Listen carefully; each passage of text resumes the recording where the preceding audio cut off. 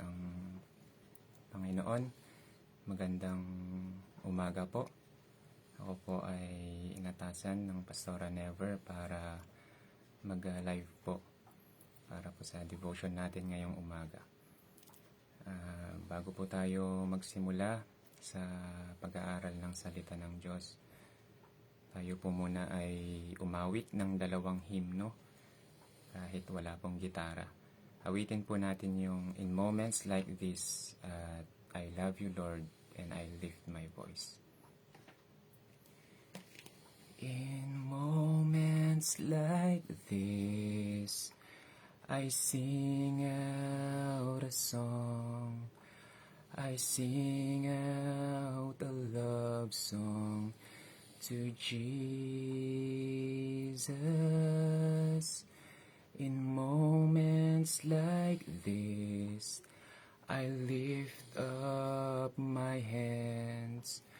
I lift up my hands to the Lord, singing, I love you, Lord. Singing, I love you, Lord. Singing, I love you, Lord. I love you. I love you, Lord. I love you, Lord. And I lift my voice to worship you, oh my soul. Rejoice, take joy, my King, in what you hear, and let it be a sweet, sweet sound in your ear. Ulitin po natin sa simula. Taas po natin ng isa. I love you, Lord, and I lift my voice to worship you, oh my soul. Rejoice, take joy, my King, in what you hear, and let it be a sweet, sweet sound in your ear. For the last time, I love you, Lord. I love you, Lord, and I lift my voice to worship you, oh my soul. Rejoice,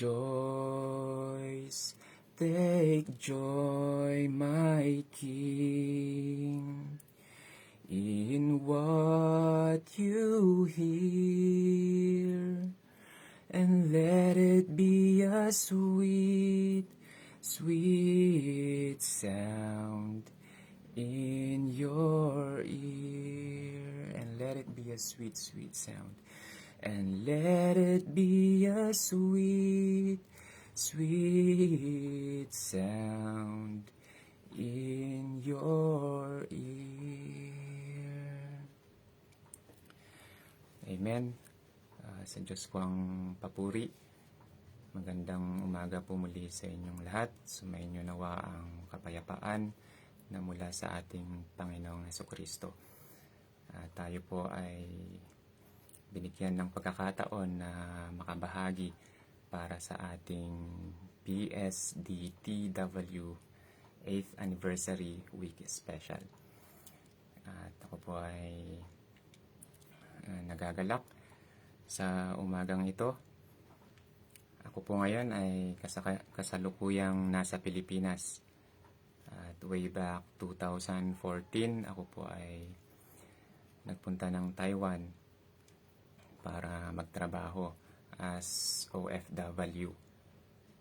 At kung hindi po ako nagkakamali, nakilala ko naman po ang Pastor Paul Mazaredo 2015 na po yata.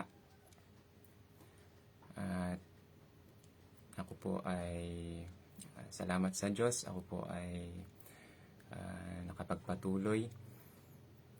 At naaalala ko noong una, dahil ako po ay naging manggagawa ng church, at isa pong paraan para kami ay ma-disciple o maturuan ng Pastor Paul ay sa pamamagitan po ng devotion. Kaya po ito nasimulan una para po sa mga manggagawa po sa Taiwan. At napakabilis po ng panahon, mag-8th anniversary na po pala itong devotion na ito na ginaganap tuwing umaga. At nung panahon po na yon, ang nakasanayan ko po kasing gising ay 7 o'clock po. Ni-required kami ng Pastor Paul na manood araw-araw. So, kinakailangan po namin gumising ng 5:30. At may pagkakataon po na magigising po ako 5:30, bubuksan ko na po itong devotion. May pagkakataon na nakakatulog pa rin ako.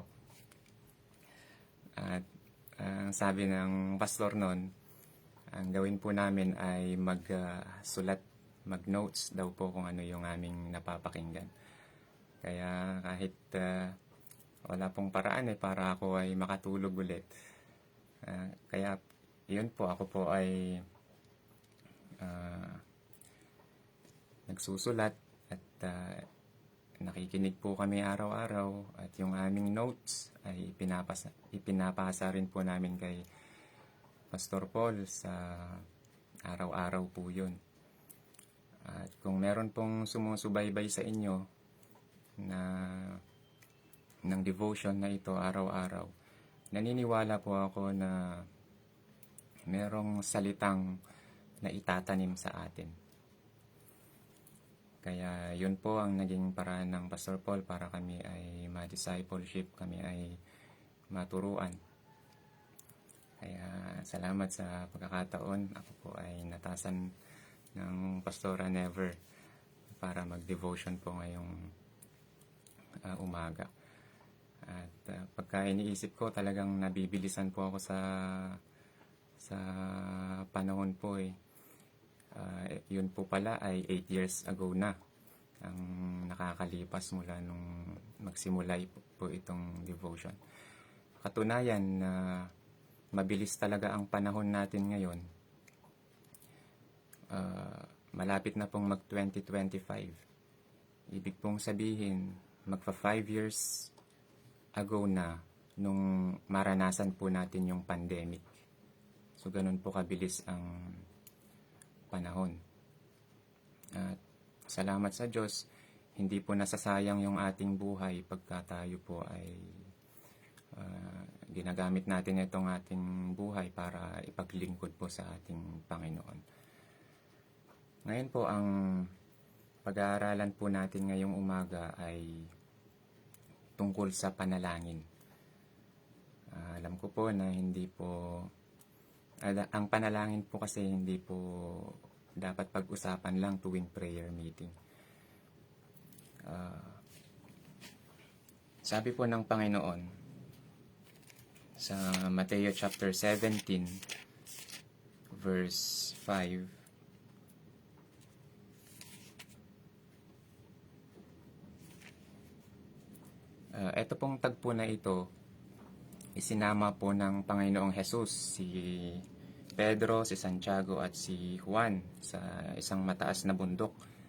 At nung nandoon na po sila, ang Panginoong Jesus ay biglang nagbago yung kanyang anyo. At nakita nila Pedro na ang Panginoong Jesus kausap na si Elias at si Moises. At sabi po dito, at sumagot si Pedro at sinabi kay Jesus, Panginoon, mabuti sa atin ang tayo'y dumito. Kung ibig mo ay gagawa ako rito ng 3 tabernakulo, isa ang sa iyo, ang isa kay Moises at ang isa kay Elias. Yan po ay nasa Mateo 17:4. Tapos pupunta po tayo ng 5. So, sabi ni Pedro, Panginoon, gusto niyo po bang gawan ko po kayo ng tabernakulo? Ang ibig pong sabihin ng tabernakulo ay temporary dwelling place. So, igagawa niya daw po ang tig-isa-isa. Ang Panginoong Jesus, si Moises at si Elias. Sa verse 5, samantalang nagsasalita pa siya, narito, ang isang maningning na alapaap ay lumilim sa kanila at narito, ang isang tinig na mula sa alapaap na nagsasabi, ito ang sinisinta kong anak na siya kong kinalulugdan, siya ang inyong pakinggan. Kung meron pong mga ngaral na dapat po nating pakinggan, ang Panginoong Hesukristo po yan. Yun po ay binanggit ng Diyos Ama sa langit. Ito ang sinisinta kong anak na siya kong kinalulugdan, siya ang inyong pakinggan. Dito po sa Mateo chapter 23 verse 8, sabi ng Panginoong Jesus, datapwat kayo'y huwag patawag na rabi, sapagkat iisa ang inyong guro at kayong lahat ay magkakapatid. So Mateo 23, 8 to 10 po tayo ngayon. Sabi ng Panginoon, huwag kayong patatawag na rabi. Ang rabi ay plural form po yan ng rabboni. So ang rabi, ang ibig sabihin, mga guro. Sabi ng Panginoong Hesus, iisa ang inyong guro at kayong lahat ay magkakapatid. Iisa daw po ang ating guro. Tayong lahat ay magkakapatid. At huwag ninyong tawaging inyong ama ang sino mang tao sa lupa, sapagkat iisa ang inyong ama. Sa makatuwid bagay siya na nasa langit. So, ang tatawagin nating ama ay syempre yung ating biological father. Okay? Pero pagdating sa pananampalataya, ang Diyos lang po ang tatawagin nating ama. Sa verse 10, ni huwag kayong patawag na mga Panginoon, sapagkat iisa ang inyong Panginoon, sa makatuwid bagay ang Kristo. So, dito po sa mga nabasa nating talata, makikita natin, si Kristo po ang nararapat nating pakinggan. Siya po ang nag-iisang guro. Yun din po ang binabanggit doon sa Jude chapter 1 verse 4, kung hindi po ako nagkakamali. Siya ang iisang guro at Panginoon. Si Kristo ang nag-iisang guro na magtuturo sa atin ng tunay na pagkilala sa Diyos sa panahon po ng Kristiyano. So siya po ang dapat nating pakinggan. At siya po ang magtuturo sa atin. Kaya hindi po ako ang dapat pakinggan, hindi po siya ang dapat pakinggan. Ang dapat po nating pakinggan, yung aral at mga palatuntunan na itinuturo sa atin ng mga apostol. Yung mga isinulat ng mga apostol, yan po ay ipinasulat din ng Panginoon. So yung ating mga pag-aaral, so kung mapapansin natin dito sa Biblia, meron pong tinatawag na law of faith. Kung merong kautusan ni Moises, meron din kautusan ng pananampalataya. Ngayon, isa po sa mga itinuro ng Panginoong Hesus po sa atin ay kung paano po tayo manalangin. Kasi ang panalangin po ay hindi basta-basta. At huwag po kayong kukurap. Kasi ito po ay napakahalagang paksa. At masasabi ko na isa po ito sa dakilang kapahayagan po sa akin ng Panginoon nung panahon po na ako po talaga ay hanggang ngayon naman po na dumadaan po sa pagsubok. Sa naging kalakasan ko po to, naging instruction din po ito sa akin ng Panginoon, yung panalangin ng taimtim. Ang main po na talata natin ngayon ay Mateo chapter 6. Ang verse ay 6 din. So, Mateo 6:6. Pero bago natin puntahan yung verse 6, daanan po muna natin yung verse 5, 7, 8 at yung mga sumusunod. So, sa verse 5 po tayo. Sabi ng Panginoon, "At pagka kayo ay nagsisidalangin, ay huwag kayong gaya ng mga mapagpaimbabaw, sapagkat iniibig nila ang magsidalangin ng patayo sa mga sinagoga at sa mga likuang daan, upang sila'y mangakita ng mga tao. Katotohanang sinasabi ko sa inyo, tinanggap na nila ang sa kanila'y ganti." Sabi ng Panginoon, huwag tayong maging gaya ng mga mapagpaimbabaw. Bakit? Ano po ang ginagawa nila? Pumupunta sila sa mga likuang daan, tumatayo sila doon sa tapat ng sinagoga para manalangin. So, yung kanilang pananalangin ay hayag. Gusto nila na nakikita sila ng mga tao. Sabi ng Panginoon, natanggap na nila yung kanilang ganti. Ano yung ganti nila? Yung appreciation ng mga tao. Yung mga papuri ng mga tao sa kanila. Yung recognition ng mga tao sa kanila. Yun na yung kanilang ganti. Kasi, yung panalangin nila, hindi po nila ginawa sa private.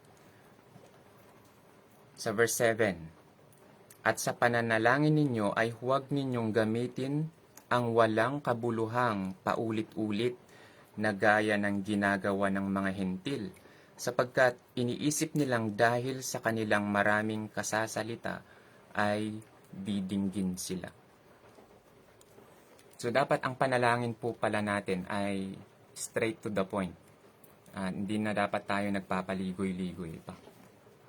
Ang ibig pong sabihin ng panalangin, ayon po dun sa Filipos chapter 4 verse 6, ang panalangin ay yung ipakilala natin yung ating kahilingan sa Diyos. Sasabi ng Panginoon, huwag kayong gumamit ng mga salita na wala namang kabuluhan tapos inuulit-ulit pa. So, ang panalangin ay hindi po ito pahabaan. No? Sapagkat iniisip nila nang dahil sa kanilang maraming kakasalita ay didinggin sila. So, isa rin pong dahilan bakit po natin ito pinag-aaralan. Para hindi po masayang yung ating panalangin. Kasi meron pong mga panalangin na hindi po talaga nakakaabot sa Diyos. Isang halimbawa po nun, kapag ang puso ng tao masama at mananalangin siya sa Panginoon, hindi po yun papakinggan ng Diyos. Kasi ang tinitignan ng Panginoon yung puso. So, ang unang dapat pong gawin nun ay magsisi muna. So, makikita natin, merong kaya nagturo ang Panginoon ng pananalangin dahil meron din po siyang kondisyon kung paano po dapat tayo manalangin. Sa verse 8, huwag nga kayong magsigaya sa kanila, sapagkat talastas ng inyong Ama ang mga bagay na inyong kinakailangan bago ninyo hingin sa Kanya. Sa verse 9, magsidalangin nga kayo ng ganito. So, ito familiar na po sa atin. Ama namin na nasa langit ka, sambahin nawa ang pangalan mo. Dumating nawa ang kaharian mo. Gawin nawa ang iyong kalooban kung paano sa langit, gayon din naman sa lupa. Ibigay mo sa amin ngayon ang aming kakanin sa araw-araw, at ipatawad mo sa amin ang aming mga utang. Parang naalala ko po yung utang ko dun. Gaya naman namin na nagpatawad sa mga may utang sa amin, at huwag mo kaming ihatid sa tukso, kundi iligtas mo kami sa masama, sapagkat iyo ang kaharian at ang kapangyarihan at ang kaluwalhatian magpakailanman. Siya nawa. Ngayon, kung iisa-isahin po natin ito, hahaba po tayo. Naalala ko po yung devotion ni Bagtong, nandito po siya ngayon. Inabot po siya ng isang oras kalahati. Naipon po yung kanyang sasabihin. Kaya pagka inisa-isa po natin to, hahaba rin po tayo. Ngayon, pumunta na po tayo sa verse 6. Datapwat, ikaw. Pagka ikaw ay mananalangin, pumasok ka sa iyong silid. At kung mailapat mo na ang iyong pinto, ay manalangin ka sa iyong ama na nasa lihim. At ang iyong ama na nakakikita sa lihim ay gagantihin ka. So sabi ng Panginoon, pagka daw po tayo manalangin, una, dapat pumasok tayo sa ating silid. So, pagka pinakahulugan po natin itong literal, ang mangyayari, meron po tayong tinatawag na private prayer. Kung saan, literal, napapasok tayo sa ating kwarto, isasara natin yung ating pinto para walang mga distorbo. Pagkatapos nun ay mananalangin tayo. So, pwede naman po yun. Kaya lang, meron pang mas malalim na kahulugan itong sinasabi ng Panginoong Hesus. Sabi, ulitin ko po, pagka ikaw ay mananalangin, pumasok ka sa iyong silid.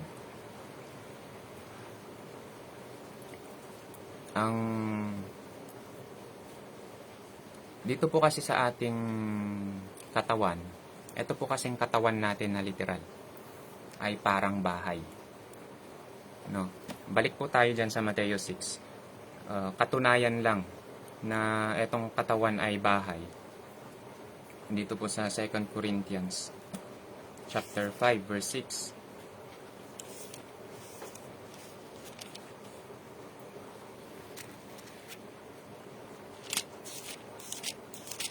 2 Corinthians chapter 5 verse 6. Sabi po ni Apostol Pablo, kaya nga kami laging malakas ang loob at nalalaman namin na samantalang kami ay nangasa tahanan sa katawan ay wala kami sa harapan ng Panginoon. Napansin niyo po yun? Sabi ni Apostol Pablo, samantalang kami ay nangasa tahanan sa katawan. Sa English ay, we are at home in the body. So, etong talata nito, nagpapatunay na etong katawan ay pwedeng tahanan.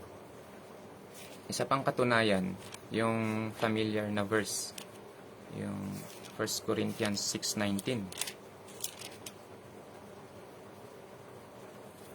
Sabi po dito, o hindi ba ninyo nalalaman na ang inyong katawan ay templo ng Espiritu Santo na nasa inyo, na tinanggap ninyo sa Diyos, at hindi kayo sa inyong sarili. Ang sabi naman po dito, etong katawan daw po natin na ito ay templo ng banal na Espiritu. Etong literal na katawan natin, pwedeng manahan ang Santong Espiritu po sa atin. Pagka tayo ay sumampalataya, pagka tayo ay nagpasakop, tayo ay sumunod sa kanyang kalooban, ang banal na Espiritu ng Diyos ay pwedeng manahan sa atin. Pwede pong tumira sa atin. At dyan po sa Taiwan, halos lahat po ng gawain natin dyan ay na pinagdadausan tuwing linggo at mga prayer meeting ay nirerentahan lang po natin. So, wala pa po tayong yung masasabi natin na sa atin na talaga yung lupa, yung chapel na hindi mo na kailangang bayaran pa monthly. So, sa ngayon, wala pa po. At minsan pa nga, meron pa pong pumula sa gawain. Bakit daw po yung ating mga ginagamit na instrumento ay mga second hand? Kung gagamitin mo para sa pagpupuri sa Panginoon, dapat mag-invest ka na ng brand new. Alam niyo po, hindi po nakikita yon sa sa gamit o sa laki ng simbahan. Ang Diyos po kasi, hindi po siya tumitira sa mga templo na ginawa ng kamay ng mga tao. Yung gusto pong panahanan ng Diyos ay yung templo, ay yung mga ang dapat po pala dapat nating itayo ay yung templo kung saan ang Diyos ay mananahan. Amen po ba? So, etong katawan ng tao, pwede pong tumahan ng imposible sa tao pero posible sa Diyos pagka tayo ay sumampalataya sa buktong na anak ng Diyos. Ngayon, pumunta po tayo sa Ecclesiastes o Mga Ngaral, chapter 12. So, itong chapter 12 ng Mga Ngaral ay tungkol po ito sa payo o payo para alalahanin ang Panginoon habang tayo ay malakas pa. Dito po ako sa verse 3. So nakita po natin na ang katawan ng tao ay pwedeng maging templo ng Santong Espiritu. O ang katawan natin ay pwedeng bahay. Dito po sa verse 3, sa kaarawan na ang mga tagapag-ingat ng bahay ay manganginginig. Darating po, tayo po yung tagapag-ingat ng bahay. At ito po, yung katawan natin, ito yung sinabi ni Apostol Pablo dun sa 2 Corinthians 5, 6, na pansamantala, nakatira tayo dito sa ating katawan. Kasi po ang pinagkaiba po ng espiritu at kaluluwa, ang espiritu ay pagka tayo ay namatay, yung espiritu, yan po yung galing sa Diyos, yung buhay na galing sa Diyos. So pagka tayo namatay, yan po ay bumabalik sa Diyos. Yung ating kaluluwa naman po, kasama na po dyan yung ating katawan. Tulad po nung pagkalalang ng Diyos sa tao sa Genesis, kung saan hiningahan niya sa ilong yung alabok na hinulma niya na hinulma ng Diyos, tapos naging kaluluwang buhay. So kasama yung ating katawan doon sa ating kaluluwa. Pagka ang nawala yung spirito, yung buhay, wala pong magiging buhay yung katawan. So sabi dito, sa kaarawan na ang mga tagapag-ingat ng bahay ay manganginginig. Darating po yung panahon na hihina po tayo. Magiging mahina yung ating katawan. At ang mga malalakas na lalaki ay mapapayukod. Dati, straight ang likod. Darating ang panahon, mapapayukod daw po. At ang mga manggigiling ay mga glilikat sapagkat sila'y kaunti. Sa atin pong katawan, ang panggiling po natin ay yung ating mga ngipin. At ang mga manggigiling ay mga glilikat sapagkat sila'y kakaunti. Yan po yung unang process po ng digestive system po natin Yung ating ngipin, napakahalaga para i-break down muna yung pagkain bago natin lunukin. Pero ang ngipin, kumukunti din, sabi po dito. At yaong nagsisidungaw sa mga dungawan ay mga sisilaw. Darating yung panahon, yung ating mga mata ay lalabo. O kaya magiging sensitive tayo sa ilaw, madali tayong masilaw. Sa verse 4, at ang mga pintuan ay sasarhan sa mga lansangan, pagka ang tunog ng giling ay humina, at ang isa'y babangon sa tinig ng ibon, at lahat ng mga anak na babae ng tugtugin ay mabababa. So ang pintuan po naman ng ating katawan ay yung ating tenga. Ito pong ating pandinig ay lumalabo din. Pagka ang tunog ng giling ay humina at ang isa'y babangon sa tinig ng ibon. No, pagka ikaw ay tumanda, minsan madali kang magising. Makarinig ka lang ng konting ingay, nagigising ka na. Samantalang nung ikaw ay bata-bata pa, kahit napakaingay ng paligid, napakasarap ng tulog mo. Pero pagka ikaw ay tumanda, lalabo ang iyong pandinig. Kung hindi man lumabo, magiging sensitive ka sa mga sounds. So yan po yung ating pintuan, yung ating tenga. Ngayon, balik po tayo doon sa Mateo chapter 6 verse 6. Sabi ng Panginoon, pagka ikaw ay mananalangin, pumasok ka sa iyong silid. So ano po ba yung tinutukoy dito na silid? Hindi naman po sinabi na pumasok ka sa silid ng iyong bahay. O pumasok ka o isara mo yung pintuan ng iyong bahay. Ang sabi dito, pumasok ka sa iyong silid at kung mailapat mo na ang iyong pinto, tsaka tayo mananalangin. So dito po sa ating pagkatao, sa ating katawan, ang tinutukoy po dito na silid ay yung ating puso. Kasi pagka ginawa natin po itong literal, hindi po ito magiging applicable para sa lahat. Tulad po namin na yung bahay po namin ay rectangular lang, isang kwadrado. At kung meron mang pintos doon sa loob ng bahay namin, dahil wala pa pong division, ang may pinto lang sa loob ng bahay namin ay yung CR. Hindi naman po yun kwarto. Yun po ay CR at banyo namin. So doon po sa bahay namin, walang division at wala nang iba pang pintuan.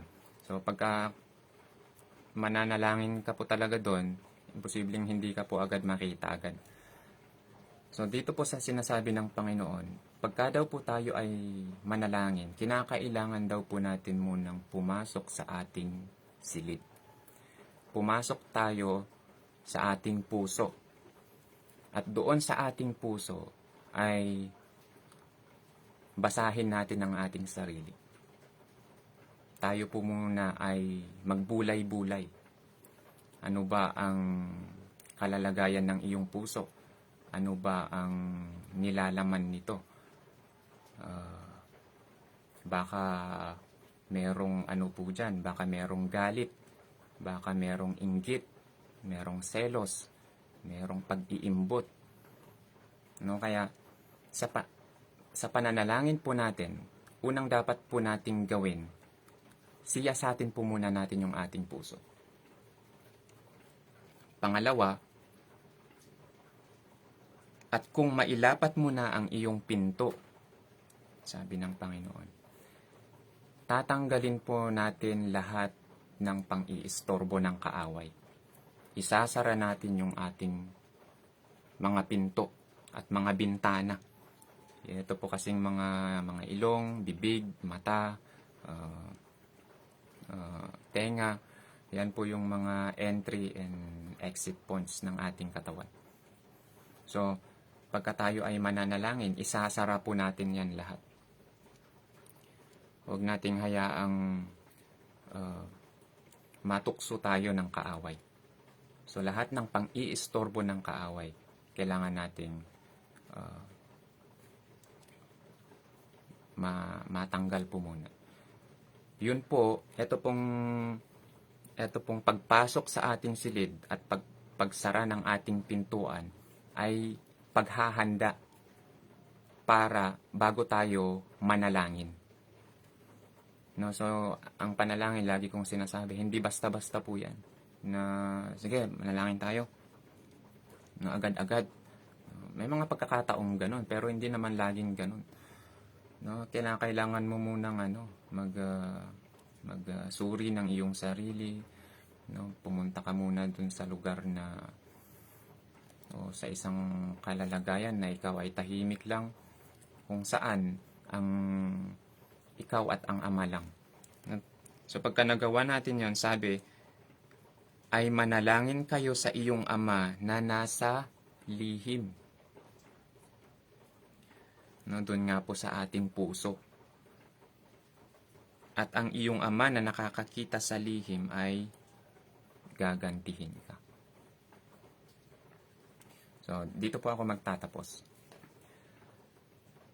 Saan po dapat manggaling yung ating panalangin? So, huling talata na lang po sa 2 Timothy chapter 2 verse 22.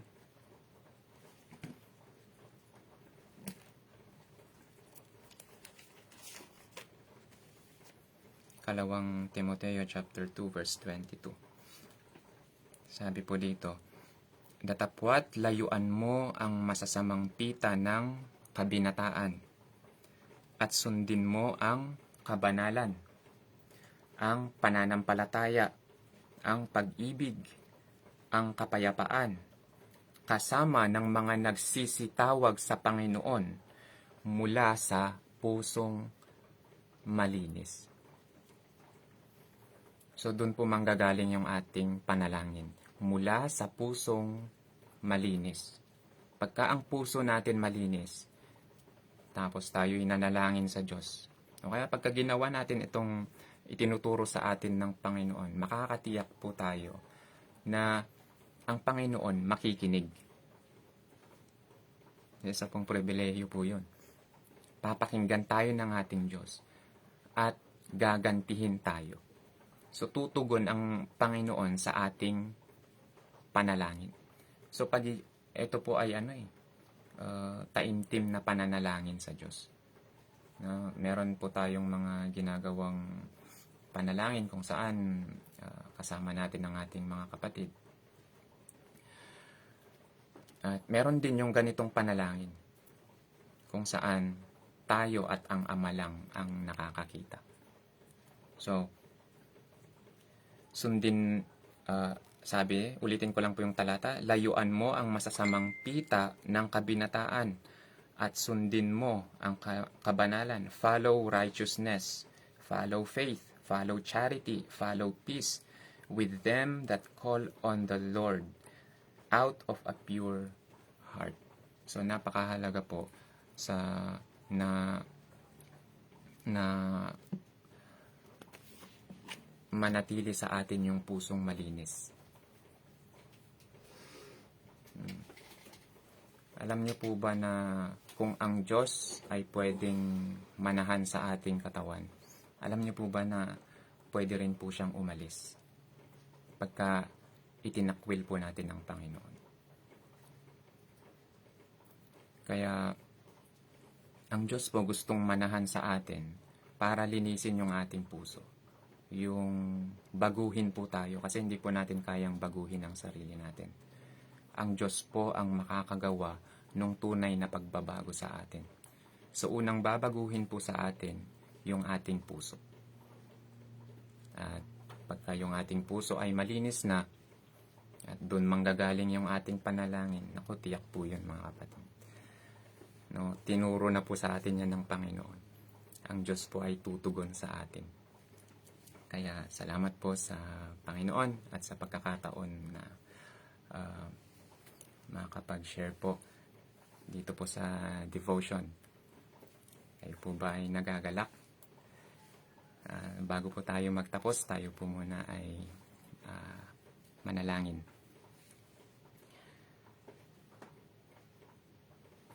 Ama naming Diyos na nasa langit, kami po ay nagpapasalamat sa inyong kagandahang loob. At binigyan niyo pa kami ng pagkakataon ngayon. Binigyan ninyo kami ng buhay, kami ay nagising. At una naming nagawa ay magbulay-bulay ng inyong mga salita. Kaya kami po ay nagpapasalamat sa inyong kabutihan na binigyan ninyo kami ng mabuting pagkakataong katulad nito. Para kahit kami rin ay magkakalayo, kami naman ay pinag-iisa ninyo sa pananampalataya. At lubos din po ang aming pasasalamat sa inyong mga salita, sa inyo pong mga turo sa amin para ang aming pananampalataya ay maging ganap. Kaya Ama, tulungan niyo po kami sa paglakad namin sa pananampalataya. Hinihiling ko po ang pagsama po ninyo sa amin para pagka kami humarap, Panginoon, sa pagsubok ngayong araw na ito, meron po kaming Diyos na kasama. At matitiyak namin ang tagumpay na magmumula sa inyo. Pagpalain niyo ang Ama, ang aking mga kapatid, mga nakasama ko po ngayon, maging yung mga manonood pa nitong devotion na ito. Buksan niyo po ang aming puso't kaisipan, maunawaan namin, Panginoon, ang kapahayagan ng inyong mga salita sa aming buhay. Alam ko, Panginoon, itong mga salitang itinatanim sa amin ay hindi masasayang, kundi magbubunga ito at magagamit din namin sa buhay na ito. Salamat, Ama, kayo ang aming pag-asa, kayo ang aming kapayapaan, kayo ang aming kanlungan, kayo ang aming kalakasan. Salamat po sa masaganang biyaya ninyo sa amin. Ito po ang aming mga samo at dalangin sa pangalan po ng inyong bugtong na anak na si Jesus. Amen. Samahan po kayong lahat ng Panginoon. God bless po sa atin.